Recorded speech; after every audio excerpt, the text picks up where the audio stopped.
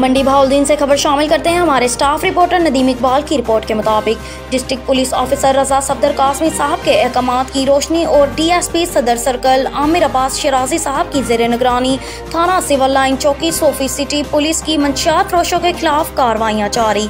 मुलजिमान से 2220 ग्राम चर्स बरामद, मुकदमा दर्ज।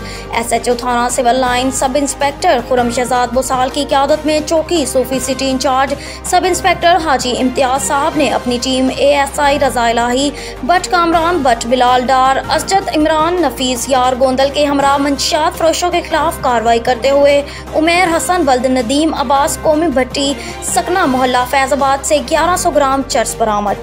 जैन वल्द मलिक अमजद कौम मलिक सकना महल खोखर मोहल्ला खोखराबाद से 1120 ग्राम चर्स बरामद करके मुलजिमान के खिलाफ कानून के मुताबिक FIR दर्ज कर दी। अब तक के लिए इतना ही। मजीद खबरों से बाखबर रहने के लिए विजिट करें हमारी वेबसाइट readnews.pk।